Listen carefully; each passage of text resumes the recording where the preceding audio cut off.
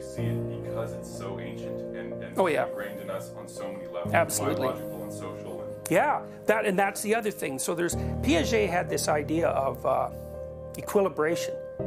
Man, it's a smart idea, because Piaget, I don't know if you know this or not, but Piaget's motivation was to bridge the gap between science and religion. And he had very intense messianic experiences when he was a young man. Yeah, so no one ever teaches that about Piaget. Piaget is way more interesting than you think. Piaget was very interested in the origin of morality. And he traced the origin of morality back, in some sense, to the rules that govern social interactions. Okay, so you can think, Piaget thought it really got going once kids were able to play games with each other that had a shared goal. Okay, so that was kind of Piaget's definition of a game. It's like there's a bunch of people cooperating and competing in relationship to a mutually agreed upon goal.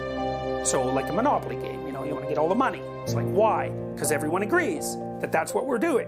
So it's like, that's an artificial dominance hierarchy. We just whipped it up on the fly. Here's the top value, we'll play it out. So then we're playing with this kind of dominance hierarchy, right? You get all sorts of information about people doing that. And you also, clue yourself into the nature of dominance hierarchies and the way that they can be constructed, even somewhat arbitrarily.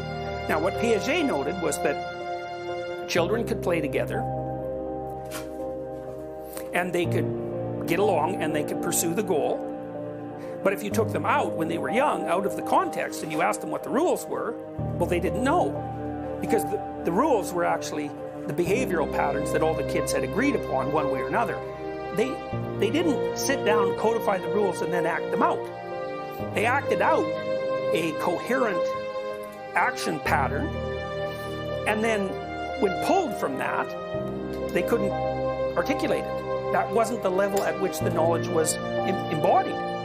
Well, that's exactly what happened to us across the course of history. It's like we learn to act before we learn the rules for how we acted. It's exactly the opposite of a rationalist perspective, by the way.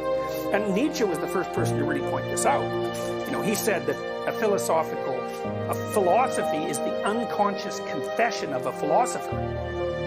So, and here you can think about this in terms of the story of Moses, too. It's like Moses realizes the rules, right? Because God gives them to him. Well, before Moses gets the rules, he spends like years in the desert as judge.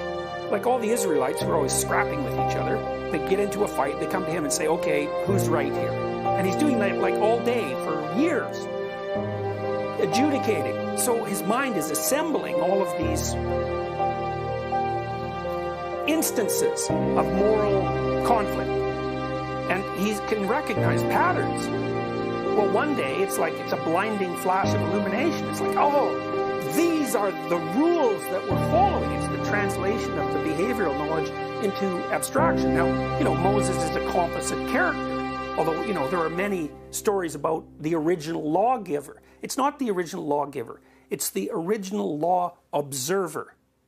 Like we're our own wolf pack. We're anthropologist or ethnologist and wolf pack at the same time. Oh, here we are doing things. What are we doing?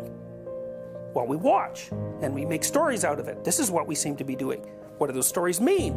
This is what they seem to mean. Oh, those are rules. They're articulated descriptions of behavioral patterns. We must be following them.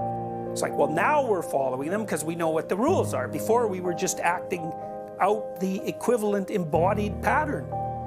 So, and the conspiracy theorists, the people who say, well, this is all about control by the upper classes. It's like they assume that you can just generate up some arbitrary rules that happen to serve you and then enforce them on a community. Well, no, partly, but fundamentally no. Because that's not biological thinking. That's dawn of the industrial age thinking or something like that, or post-agricultural thinking. Who cares about that? Let's go back to when we lived in trees. We'll go back 60 million years and start talking about who we are from that perspective. And that's just a start. We're older than that. So it's way too narrow a view. It's not informed by biological reality.